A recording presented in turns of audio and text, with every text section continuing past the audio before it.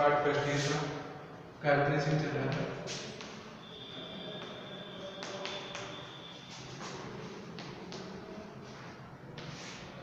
जिसके अंदर अपन ने कार्टेशियन कोऑर्डिनेट के अंदर चल रहे थे, कार्टेशियन कोऑर्डिनेट के कुछ एक ग्राफ बनाए थे। आज अपन इसका एक एग्जांपल ले लेते हैं जो एग्जाम के नजरिए से मोस्ट है। देखिए इसका example, trace that volume. Volume graph का नाम है वॉल्यूम का इक्वेशन होता है x³ plus y³ is equals to 3axy। 3axy। इसके लिए देखिए आप इसका सॉल्यूशन के लिए आपको फर्स्ट वर्ड बताया हुआ क्या, फोस्टर। फोस्टर के अंदर हम पहले क्या लेते हैं, symmetry.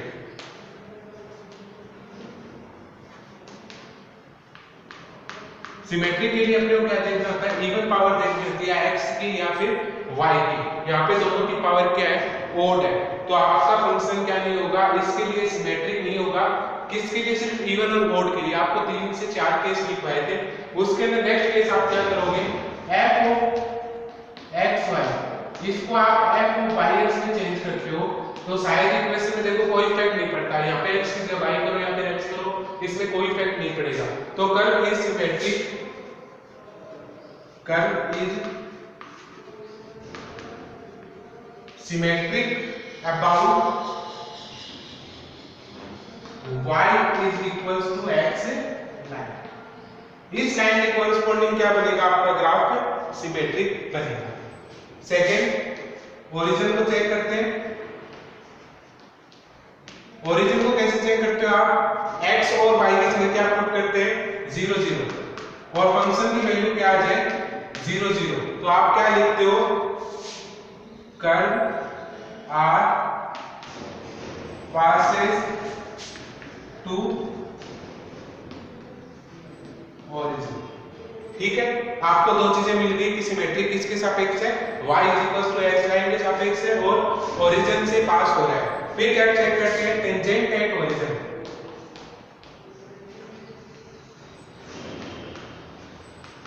Tangent at origin.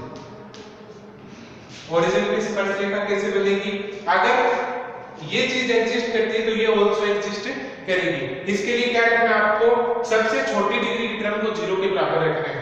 Equating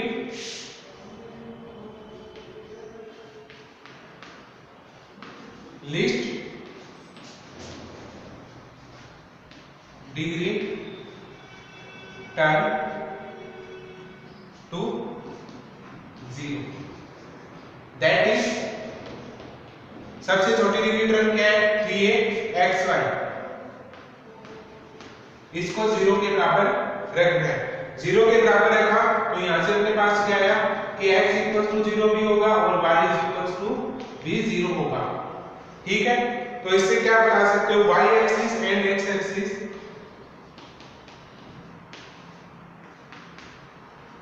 y and x axis are tangent at origin। Tangent at origin. इसके बाद नेक्स्ट अपना क्या आता है, इंटरसेक्शन विद, नेक्स्ट पॉइंट अपना 4,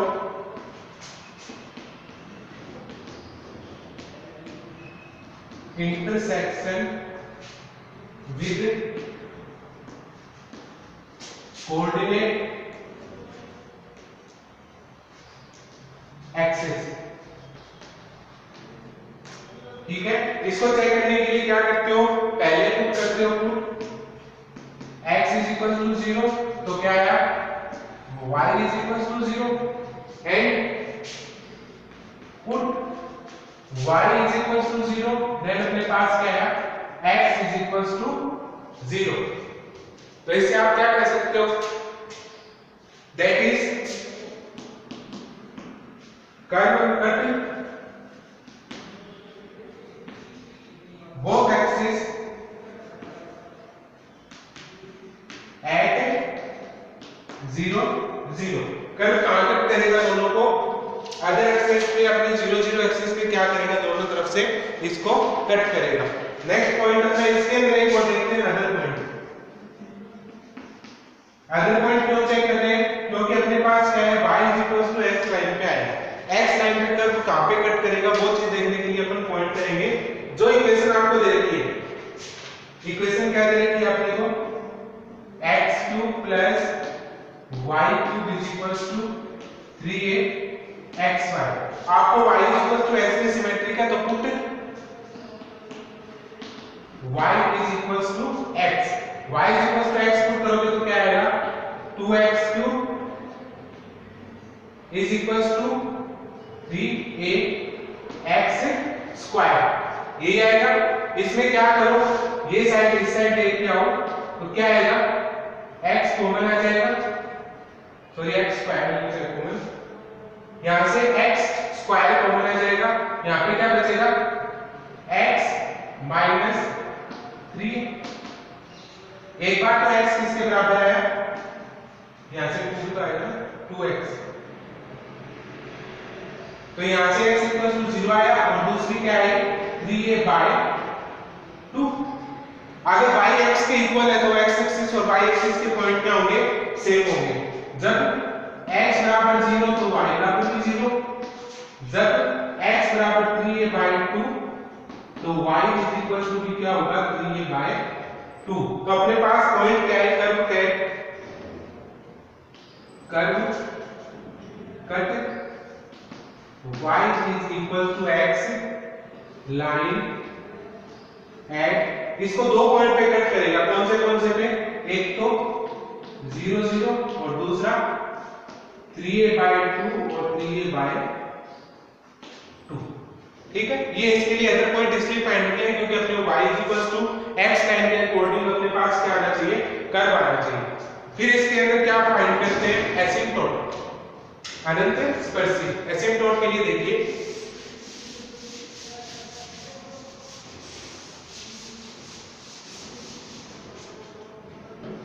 नेक्स्ट पॉइंट अपना 5th नंबर,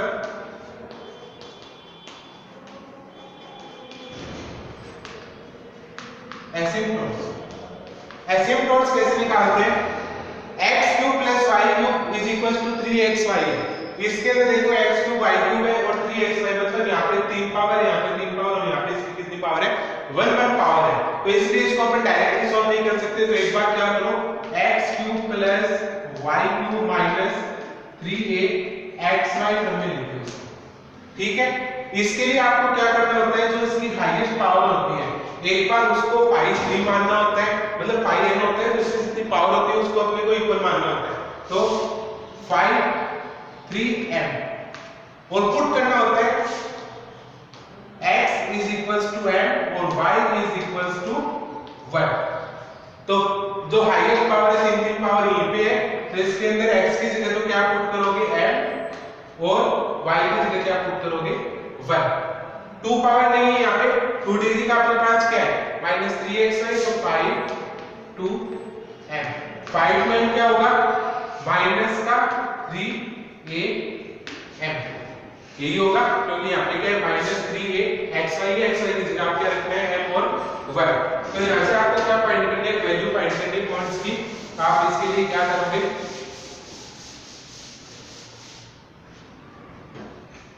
पुट, आपको m की वैल्यू चाहिए 5 3m = 0, देन m³ + 1।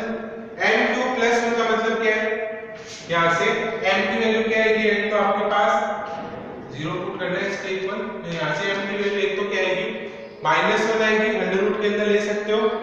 एक तो क्या आएगी, m = -1, यही आएगी -1। और दूसरी वैल्यू क्या आ सकती है इससे, दूसरी वैल्यू आएगी 1 ± √3i/2, जो अपनी इसके अंदर एग्जिस्ट नहीं करेगी, इट इज नॉट एग्जिस्ट।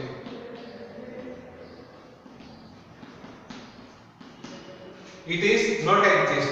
अब आपको क्या निकालना है, c निकालना होता है। c की वैल्यू होती है माइनस के अंदर 5 2m अपॉन के अंदर 5 3 m। तो माइनस के अंदर 512 की वैल्यू क्या है, माइनस का 3am अपॉन के अंदर 5 डैश है, 5 3 का क्या कर दो, अवकलन कर दो, क्या आएगा 3m स्क्वायर, m से m कैंसिल हो जाएगा, 3 से 3 कैंसिल हो जाएगा, तो इसके अंदर क्या बचेगा आपके पास माइनस का a, माइनस माइनस प्लस हो गया, तो 5 को माइनस इस साइड माइनस का a बचेगा, माइनस का a, माइनस का 3m और 3m स्क्वायर 3 का माइनस 3m, ये sorry minus 3m minus 3m minus है ये प्लस है, ठीक है। तो आपकी इक्वेशन जो होती है एसिम्प्टोट की y = mx + c, तो m की वैल्यू क्या आपके पास -1 है, तो इसके लिए वैल्यू क्या आएगी y = -x - a, तो आपके पास इक्वेशन क्या बनेगा x + y = -a, तो आपका एसिम्प्टोट कहां निकलेगा x + y = -a के ऊपर। आपको अगर इसके पॉइंट को चेक करो कि x y में वैल्यू क्या है तो उसको कैसे लिखोगे,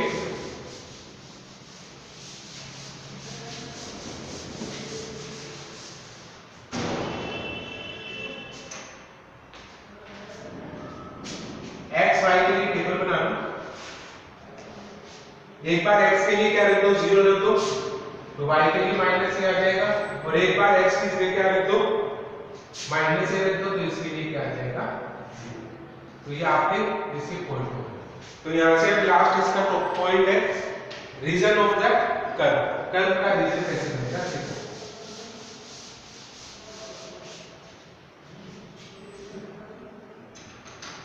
रीजन का प्रयोग पता चल गया है कि कैसे बनेगा। देखिए अपन यहां तक के जो पॉइंट्स हैं उनको एडजस्ट करवाते हैं।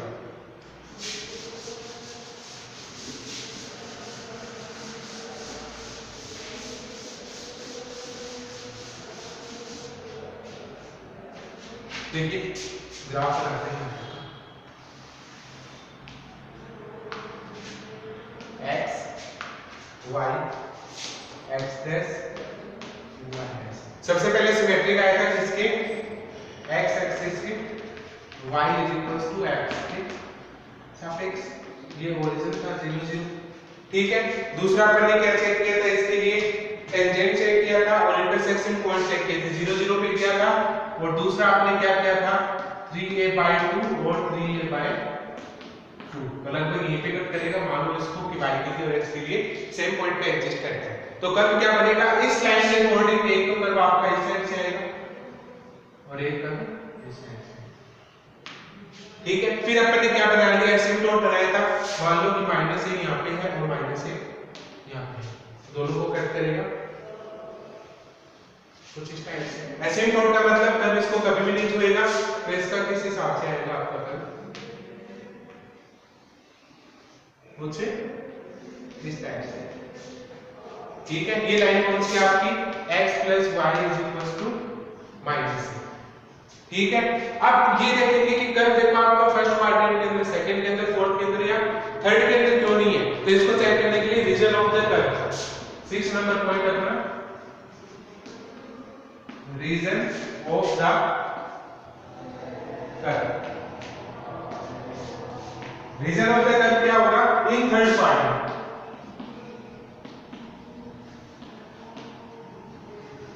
थर्ड क्वाड्रेंट को चेक करना है क्योंकि वहां पे अपना कर्व नहीं आ रहा, तो इसके लिए क्या करना होगा, f(x, y) की जगह आपको f - x - y, क्योंकि थर्ड क्वाड्रेंट में x और y दोनों क्या होते हैं, नेगेटिव होते हैं।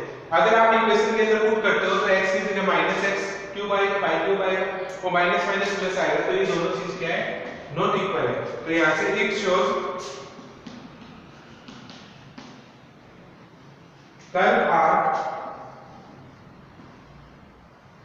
Curve does not lie in third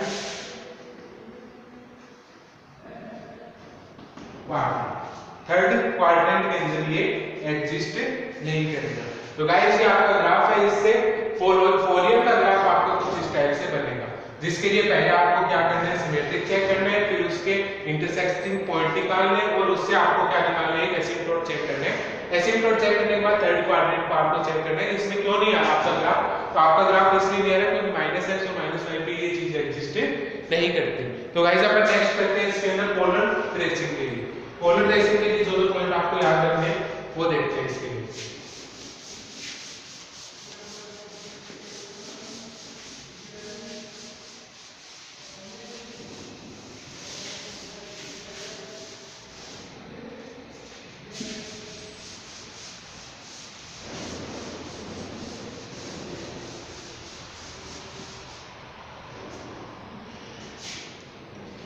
देखिए curve tracing in polar form,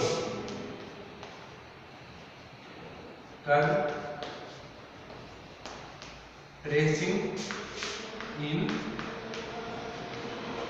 polar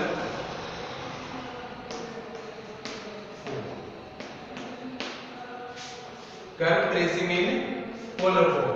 polar form के लिए सबसे पहले आपको पता होना चाहिए इक्वेशन कुछ इस टाइप से मिलेगी, r f theta tan। Curve की इक्वेशन आपको किस टाइप से मिलेगी, r f theta tan।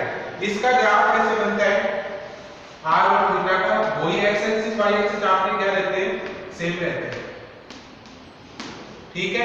But यहाँ पे क्या होता है, एक पॉइंट होता है P जिसको किससे मिलाया जाता है, पोल से।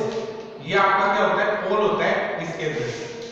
तो ये यहाँ पे क्या होगा, पोल, और ये क्या होता है, एंगल थीटा, और इसकी वैल्यू कितनी होती है, r। इसको बोलते हैं इनिशियल लाइन या मतलब आरंभिक रेखा, इनिशियल लाइन या फिर आरंभिक रेखा। आपका जो भी ग्राफ बनेगा r थीटा में आप उसकी वैल्यू चेक करोगे तो वो क्या बनेगा, पोलर फॉर्म में चेंज होगा। देखिए इसका फर्स्ट पॉइंट सिमेट्रिक, इसमें सिमेट्रिक चेक करने के वैसे ही 3-4 तरीके। देखिए फर्स्ट तरीका इसका, ए पार्ट, इफ थीटा को माइनस थीटा से रिप्लेस करें, अगर थीटा को किससे रिप्लेस किया आपने, minus theta, then equation of curve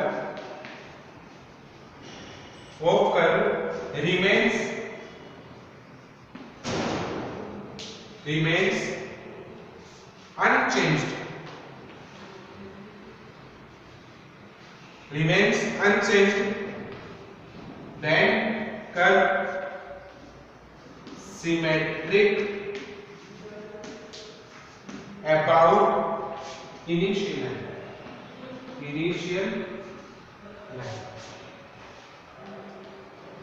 initial line के सापेक्ष को क्या होगा, सिमेट्रिक होगा। कब होगा, जब थीटा माइनस थीटा से रिप्लेस करते हो और कर्व की इक्वेशन में कोई भी इफेक्ट नहीं पड़ता, तो वो आपका क्या होगा, इनिशियल लाइन आरंभिक रेखा के सापेक्ष क्या होगा, सममित होगा। इसका B point, curve is symmetric about theta is equals to π/2। Theta is equals to π/2 कहां होता है, इस लाइन पे y एक्सिस पे होता है। इफ कब होगा, जब equation is unchanged, when theta की जगह आप क्या रखो, पाई माइनस थीटा। जब आपकी इक्वेशन π/2 के सापेक्ष कब सममित होगी, जब आप थीटा की जगह पाई माइनस थीटा रखते हो तो उसमें कोई इफेक्ट नहीं होता, तो आपकी इक्वेशन किसके सापेक्ष सिमेट्रिक होगी, y एक्सिस के, या फिर π/2 के सापेक्ष होगी, सिमेट्रिक होगी। नेक्स्ट पॉइंट देखिए इसका, बी पॉइंट हो गया। सी पॉइंट देखिए,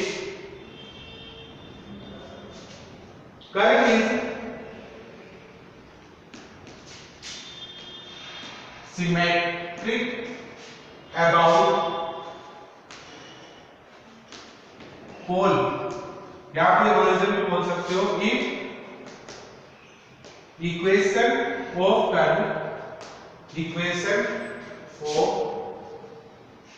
curve is unchanged when is replacing by minus r or theta is replacing by pi plus theta। Curve pole के सापेक्ष कब सम्मिलित होगा?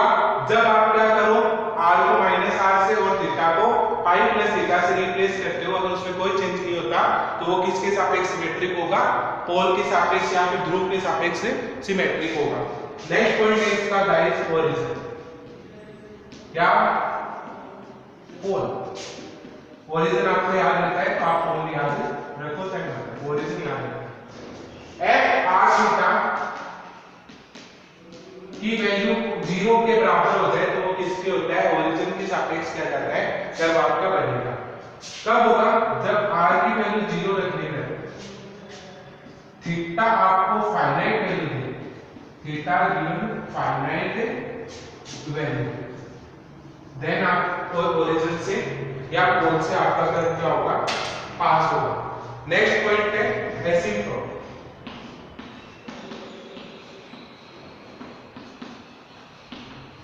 एसिम्प्टोट अनंत स्पर्शी। अनंत स्पर्शी के लिए put r is equals to 0 if theta gives real values then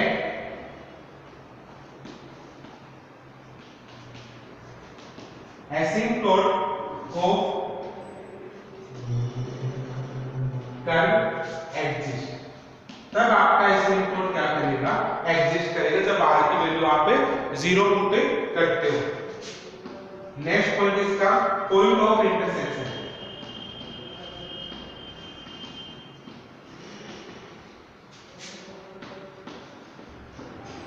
points of intersection.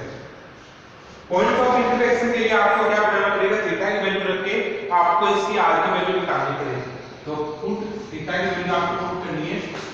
As a table आप याद रखते हैं 0, 45, 90, 60 लेते हैं पे 60, 90, 120 और 180।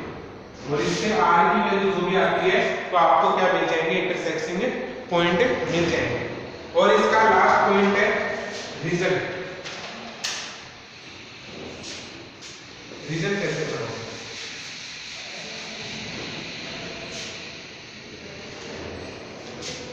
फोर नंबर पॉइंट हो गया। 5 नंबर रीजन। रीजन कैसे मिलेगा? आपको पता है, आपको सिर्फ cos थीटा और sin थीटा के लगभग ग्राफ मिलेंगे तो आपको ये याद ही रखना है कि इन दोनों का मूल क्या होता है? लेस देन इक्वल्स टू 1 होता है। Last special case, special point. ये आपको एक याद रखना है, इसके अंदर स्पेशल पॉइंट ये थोड़ा डिफरेंट है। स्पेशल पॉइंट कैसे निकलेगा? tan phi वैल्यू क्या होती है? r d theta upon dr। तो इसके अंदर सिर्फ आपको क्या निकालना है? r dr upon d theta, इसकी वैल्यू निकालनी है। ठीक है। And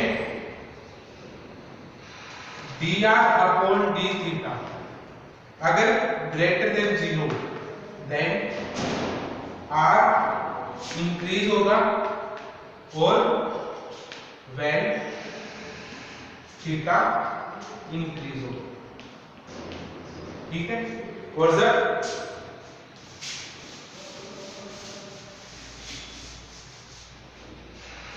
dr d theta